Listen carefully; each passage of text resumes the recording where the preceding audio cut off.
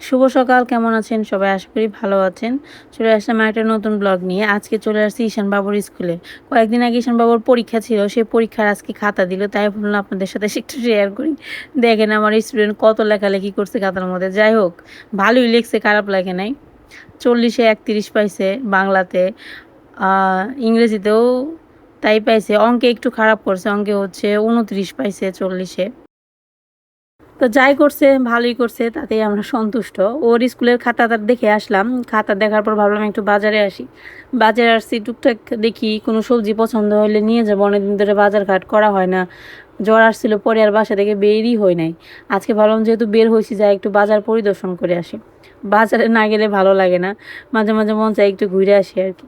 তো এই রাস্তা দিয়ে সবসময় বাজারে যায়। আমাদের যে আগের কোয়ার্টার ছিল ওইখান দিয়ে যাইতে হয়, যে বাজারে আমি আসি সবসময়, এই বাজারটা এইখানেই। এখানকার রাস্তাঘাটও মোটামুটি ভালো। আশেপাশে বাজার বসে তো এর জন্য একটু নোংরা দেখা যায়। তো একটা দোকানের সামনে আসলাম, দেখলাম কাঁঠাল। অবশ্য জিজ্ঞাসা করে নিই কাঁচা কাঁঠাল না পাকা কাঁঠাল। একবার ভাবছিলাম কাঁঠালের তরকারি খাবো, কিন্তু আবার আর গ্রাম থেকে আনা হয় না এবার, তো এর জন্য খাওয়া হয় না। প্রত্যেকবার তো গ্রাম থেকে দেয় মা, এর জন্য খাওয়া হয়, এবার আর সেটা হয় নাই। তো এখানে হচ্ছে দেখলাম বাজারে সবজি ভালো, কিন্তু সবজির দাম অনেক বেশি। আম তো উঠে গেছে, কিন্তু আমের টেস্ট এখনও পাওয়া যাবে না, সেটা তো খুব ভালো করেই জানি। তবে সবজির দাম তুলনামূলক এখন বেশি আছে, যেহেতু বর্ষাকাল চলে আসছে, দেখা গেছে যে মানুষের জমিতে জল চলে আসছে। তো সবাইকে শুভ সকাল। সকালবেলা আজকে ব্যাগ নিয়ে হাজির হইলাম।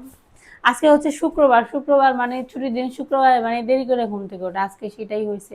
আজকে ঘুম থেকে উঠতে উঠতে আমাদের সবার 9টা বেজে গেছে, এমনকি আমি নিজেও 9টার সময় ঘুম থেকে উঠছি। এমন এই যে 2টা বাচ্চা পাঠে এর আরো দেরি করে উঠছে। তো সকালবেলা 9টার সময় ঘুম থেকে উঠলে পরে কি আর খাবার বানাতে? ঠিক আছে, তুই ভালো মানুষ। তখন কি আর খাবার বানাতে ইচ্ছা করে? খাবার বানাই নেই আজকে। এই ব্যাগের মধ্যে কি আছে বলেন তো? এই ব্যাগের মধ্যে কোনো শপিং টপিং কিচ্ছু নাই, কোনো জামা কাপড় কিছু নাই। দেখে মনে হবে যে আমি না জানি কি দেখাবো, আসলে কিচ্ছু না। এই ব্যাগের মধ্যে আছে হচ্ছে পরোটা, সকালবেলার খানা। তো এই যে সকালবেলার খানা। আসলে ব্যাপারটা কি, সবসময় তো পরোটা কিনলে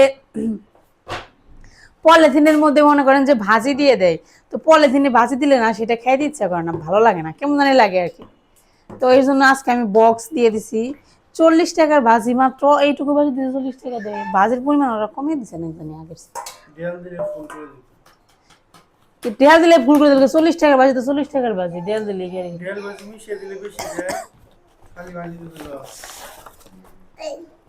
এই যে সাথে হচ্ছে, হাত দিও না তুমি, যাও এখান থেকে, যাও সরো। এই যে রুটি পরোটা। এখন খাওয়া দাওয়া করবো সবাই মিলে 8:30। ঈশানের টাকা দিয়ে দিই, তোরও দিয়ে দিলাম। তুই ব্রাশ করছিস? সার বাবা গেছে একটু বাইরে পূজার জন্য ফুল আনবে। এই ভাগে আমরা খাওয়া দাওয়া শেষ করে হলাই, দেরি হয়ে গেছে। আসলে পরে সার বাবা খাইব না। ছিল কলা, কলা আর হচ্ছে বাইরের কিনে আনা রুটি আর ভাজি দিয়ে আজকে আমাদের সকালে দে। এত বড় একটা নিয়ে আয়, এত ছোটটা দিয়ে কি হবে? আর এখানে দুপুরবেলা রান্না বান্নার জন্য মশলাপাতি সব বের করে রাখছি। কনে তেল দিয়ে দিলা পাচ্ছে পরোটা। পরোটার সাইজ দিন দিন খালি ছোট করতেছে। আগে মনে করেন যে একটু বড় আছে, মানে 2 পরোটা খেয়ে মনে হয় যে কাজ হয় না, 1 পরোটা খাইছি, এরকম একটা ভাব। দিন দিন খালি জিনিসের দাম বাড়ে, জিনিস খালি ছোট বানায়। এই একটা মহা সমস্যা ঢাকা শহরে। 40 টাকার বাজি ও আমাকে 5 টাকা 5 টাকা করলে করে খাইলে ওভার চায় না। কি একটা ভেজাল, এটা বাবা খাইব না। এই তো উপমুখী দর। এই তো মনে করেন যে সব রেডি, খাবার দাবার নেও। ম্যাডাম এই যে আপনি এটা নিয়ে যান।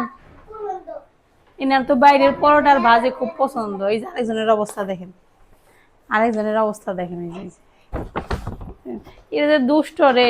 এই চল ঈশান, খাওয়া দাওয়া করি চল। মনি, এই ঈশান, তুই দুষ্টামি করাটা বন্ধ করবি, আয় খাইতে বস।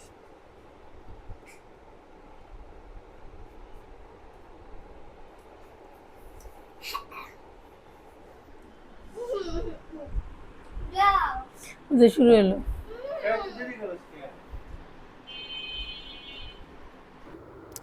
তো এখন সরাসরি রান্না করে চলে আসলাম, সকালের খাওয়া দাওয়া শেষ। এরপর হচ্ছে দুপুরের জন্য আগে ভাতটা বসাবো, তারপর হচ্ছে দুপুরবেলা রান্নাবান্না করব। আজকে আমার দুপুরবেলা রান্নাবান্না করতেও দেরি হয়ে গেছিলো। আজকে সকালবেলা ঘুম থেকে উঠতে দেরি করছি, তারপর স্কুলে গিয়েছিলাম, স্কুল যে একটু হালকা পাতলা বাজারে গিয়েছিলাম। ওইখান থেকে আসার পর অবশ্য আজকে সকালের খাবারটা আমি বাসায় বানাইনি, আপনাদের সাথে তো শেয়ার করলাম। আজকে সকালের খাবার বাড়ি থেকে আনা হয়েছিল। তারপরে খাওয়া দাওয়া করতে করতে, জোগাড় করতে করতে দেখলাম যে প্রায় 11:30 মতো বেজে গেছে, 11:30 কি 12টায় বেজে গেছিলো। তারপর ভাবলাম যে থাক, আজকে যেহেতু দেরি হয়ে গেছে, আমি স্নান দান কইরে তারপর হচ্ছে পুজো টুজো দিয়ে তারপর রান্না বান্না করি। যার কারণে আরও বেশি দেরি হয়ে গেছে। তো পুজো টুজো দিলাম, তারপর এখন আসলাম রান্নাঘরে। তো ভাবলাম আগে ভাতটা বসাই, এক পাশে ভাত রান্না করব আর এক পাশে হচ্ছে তরকারিগুলো রান্না করব। তো আজকে মোটামুটি 4টা আইটেম রান্না করব প্ল্যান করছি। তো দেখা যাক, যেহেতু আইটেম বেশি রান্না করতে একটু দেরি বেশি হবে, কিন্তু কাটাকুটি তো করে ফেলছি, ভাবলাম থাক করি। আর এদিকে ঈশান বাবু দেখেন খুবই খুশি, অনেকে বলছে তুমি পরীক্ষায় পাশ করছো। এখনো আমি রান্না বান্না করিনি, আজকে প্রথমে তো দেরি করলাম। আজকে ঘুম থেকে উঠতে দেরি করছি, এর জন্য রান্না বান্না দেরি হয়ে গেছে। তাও মূল কথা না, মূল কথা হচ্ছে যে আজকে আমি সকালবেলা খাওয়া দাওয়া করে ঘরটা পরিষ্কার করে স্নান দান করে পূজা করে তারপরে এখন রান্না করতে আসলাম, এর জন্য দেরি হয়েছে। তো কি কি রান্না করবো চলেন একটু বলি। রান্না করবো পটল ভাজা, মুসুর ডাল তো সিদ্ধ করে রাখছি আগেই। তারপর এখন হবে এখানে সজনে ডাঁটা আছে, সজনে ডাঁটা দিয়ে ছোটো ছোটো আলু আছে, আলু দিয়ে মাছের ঝোল করবো, বোয়াল মাছ দিয়ে। আর এখানে হচ্ছে পাট শাক ভাজি। তো পাট শাক ভাজি করবো আর কি। তো চলেন রান্না বান্না শুরু করে ফেলি। এখন এই যে পাট শাক ভাজি করতেছি, ডালটা সোমবার দিয়ে হয়ে গেছে। পাট শাক ভাজি করব, তারপর পটল ভাজি করব, তারপর হচ্ছে মাছের ঝোল রান্না করব। তাহলে এই দুপুরে রান্না শেষ। সব কিছু জোগাড় যন্ত্র করে রাখছি, তো রান্না করতে খুব একটা টাইম লাগবে না, তাড়াতাড়ি হয়ে যাবে। তো এখন হচ্ছে দুপুরে রান্না শুরু করছি, পাট শাক ভাজি করা হয়ে গেছে, এরপর পটল ভাজি করতেছি। এই সিজনে মানে গরমকালে পটল ভাজি খেতে কিন্তু কম বেশি সবারই ভালো লাগে, আমার তো খুব ভালো লাগে পটল ভাজি। এর জন্য দেখা যায় পটল ভাজি প্রায়ই খাওয়া হয়। তারপর এখানে বোয়াল মাছ ধুয়ে টুয়ে রাখছে, এগুলো হলুদ মরিচ লবণ দিয়ে মাখাবো। আজকে রান্না করব বোয়াল মাছ দিয়ে, আলু দিয়ে, সজনে ডাঁটা দিয়ে একটা ঝোল রান্না করবো। তো সজনে ডাঁটা এখন বাজারে হাই লেভেলের মধ্যে আছে, মনে করেন যে 200 টাকা করে কেজি। কিন্তু সারা বললো রাতের বেলা গিয়েছিল বাজারে, হঠাৎ করে অনেক কমে পাইছে, দেখতেও একটু সুন্দর ছিল না সজনে ডাঁটা গুলা। 30 টাকা সজনে ডাঁটা আনছে, ভাবলাম আজকে বোয়াল মাছ দিয়ে রান্না করি। অবশ্য আমার কাছে দেখে মনে হলো যে এটা সজনে ডাঁটা না, এটা সম্ভবত সাজনা না বাজনা হবে। বাজনার কিন্তু দাম কম, যেটা সারা বছরই মনে হয় পাওয়া যায়। এখন তো সাজনা পাওয়া যাওয়ার কথা না, যাই হোক হয় না, ছিটায় না। তবে এই জিনিসটা আমি আগের বার করছিলাম না, খুব ভালো কাজ করছি, আসলে ছিটাই ছিল না। এর জন্য ভাবলাম আজকেও দিয়ে দিই। মাছ ভাজি হয়ে গেলে আমার রান্না করতে খুব একটা টাইম লাগবে না। তেল লবণের পরিমাণ মনে একটু বেশি দিয়ে দিলাম, ঠিক আছে সমস্যা নেই, তরকারির মধ্যে লবণ কম দিতে হবে।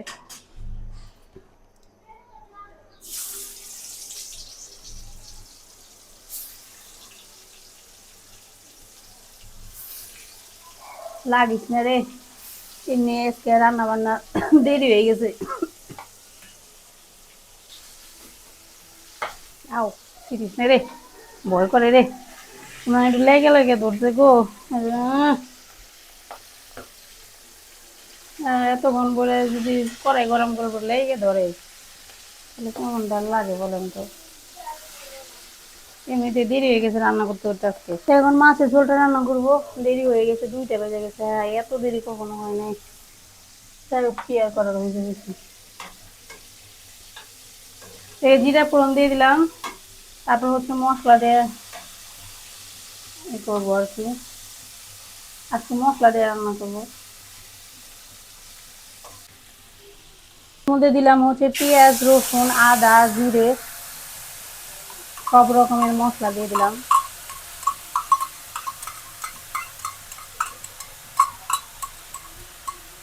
এভাবে আরেকদিন রান্না করছিলাম, খুব ভালো হয়েছিল, সবাই ভালো বলছিল, তাই ভাবলাম আজকে এইভাবে রান্না করি। একটু জল দিয়ে দেই, জল দিয়ে দিলে পরে মশলাটা কষাইতে সুবিধা হয়। এখন রান্না করতেছি মাছের ঝোল। চলেন আপনাদের সাথে একটা মজার মাছের ঝোলের রেসিপি শেয়ার করি। তো এখানে জিরে ফোড়ন দেওয়ার পর পেঁয়াজ রসুন আদা জিরে বাটা ধনিয়া বাটা শুকনো মরিচ বাটা সব বাটা একসাথে দিছি।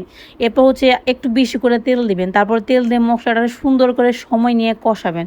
তারপর আজকে যেহেতু সজনে ডাঁটা আর হচ্ছে ছোটো ছোটো আলু দিয়ে রান্না করতেছি, আলুটা সেদ্ধ করা, কারণ এই ডাঁটাটা সেদ্ধ করা না, তাই আলু আর ডাঁটা একসাথেই দিলাম।